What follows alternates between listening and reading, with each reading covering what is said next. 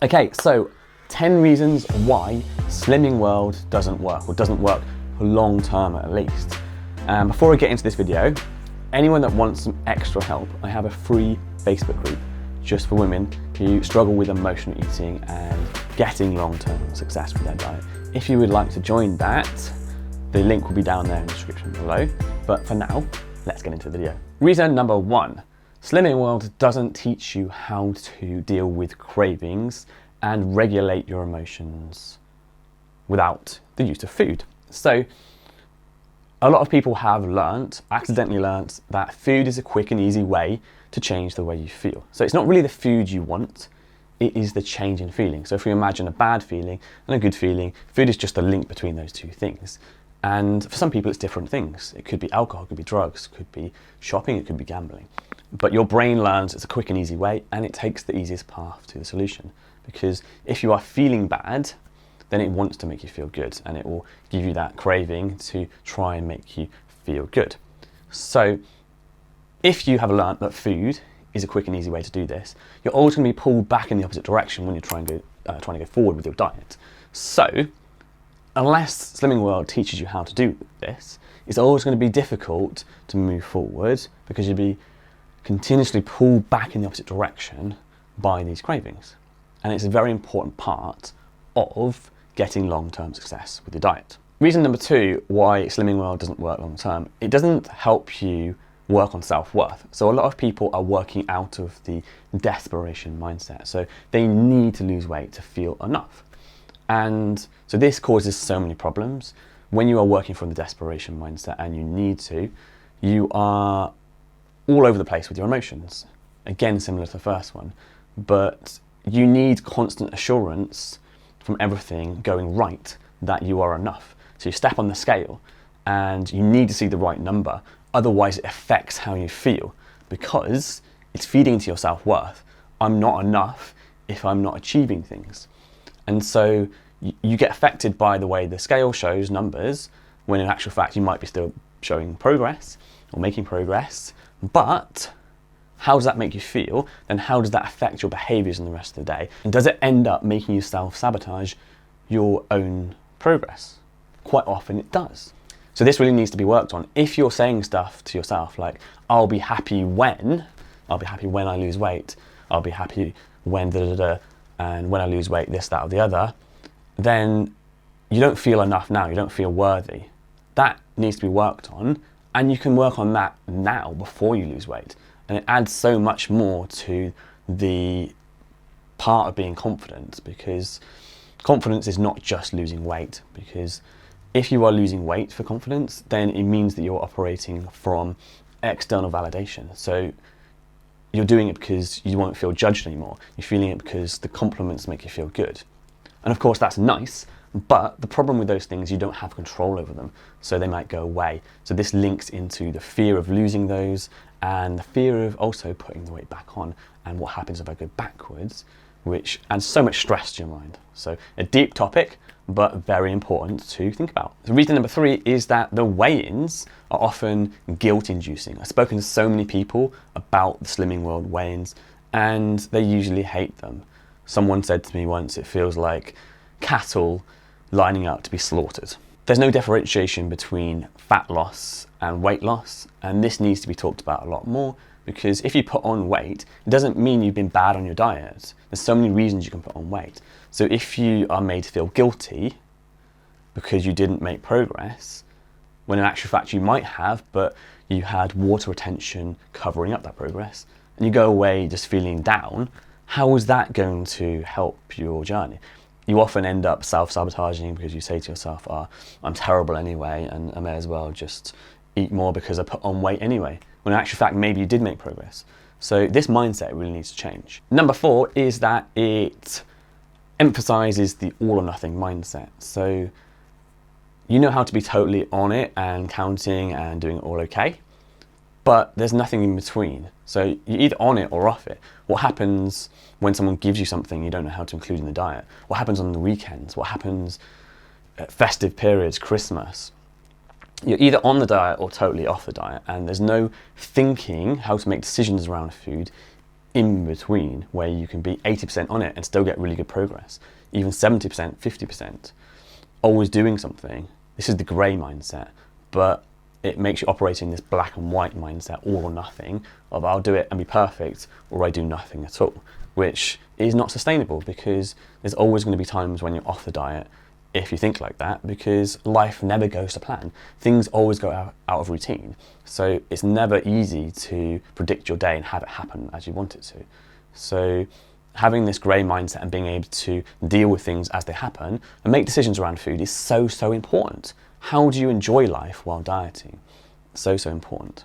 Number 5 is that there's not enough feedback for some people, and they end up overeating on the free foods. So the free foods are meant to fill you up, but for some people, they've disconnected with their hunger signals and they're not good at looking at portions, and they end up not losing weight because they're just eating too much on these free foods, which is talked about a lot. Things like pasta shouldn't be free foods because you can definitely eat too much pasta.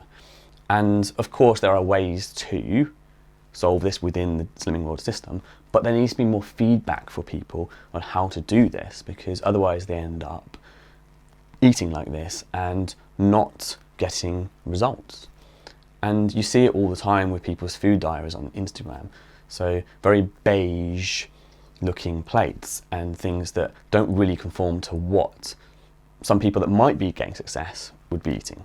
Number 6, people often end up doing Slimming World multiple times. And I speak to so many people that have done Slimming World for years, like 5, 10, 15, 20, 30 years I've had people doing Slimming World. And they do the diet over and over again. And it's because of what I mentioned before, this black and white, all or nothing mindset. So they do it and they're totally on it, but then there's nothing in between again. And so they're totally off it when they feel better about themselves, or when a holiday comes around or Christmas comes around. So they're on and off the diet. So they end up doing the diet multiple times. This is good for the company because it gets people to go back.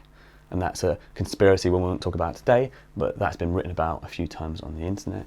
But you don't want your life to be losing the weight, gaining the weight, losing the weight, gaining the weight for the rest of your life. That's not fun, right? You want a way of losing the weight and keeping it off year round and be happy doing that. You don't want to be thinking about food all the time and counting points and sins and just have food on your mind all the time. It needs to be a sustainable approach that makes you relaxed in life and stops you worrying about what do I do with this meal, what do I do when I'm going out, and overthinking food.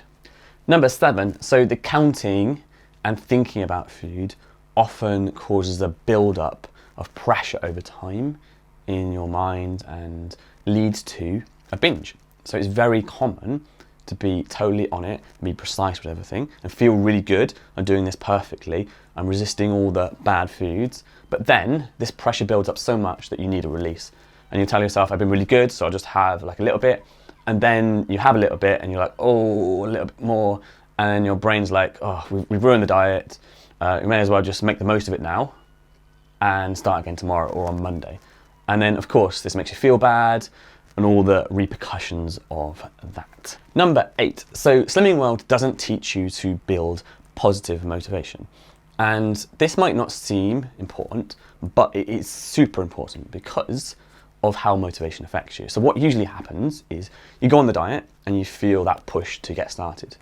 Now, as you start to lose a little bit of weight, you start to feel better about yourself. And so the motivation to take action then goes down.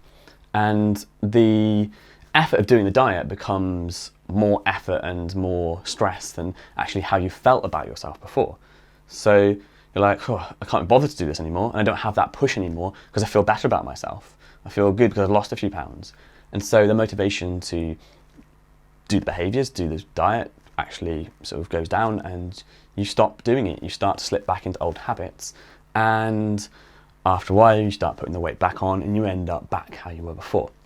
And this comes from only having a negative motivation, a motivation of push that comes from where you don't want to be, what you don't want anymore. So I don't want to be overweight, I don't want to feel like this, I don't want to have low confidence, I don't want to have this risk to my health, and it gives you that push. But you need to know what you want instead. You need to know where you're going, and when you start getting those things, have the motivation build up because you're getting all these amazing things in your life. but Slimming World doesn't teach you how to do that. So you get this yo-yo dieting effect.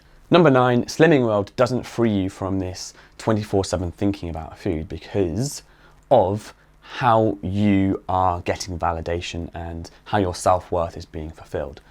So because a lot of people are fulfilling their self-worth externally, so from compliments, from things around them, then what happens when you lose the weight is you live in constant fear of, what if I lose this? What if these things go away because they're not in my control? And this is not a conscious thing, but it's that thinking about food of, I need to be on this, I need to make sure I don't put the weight back on.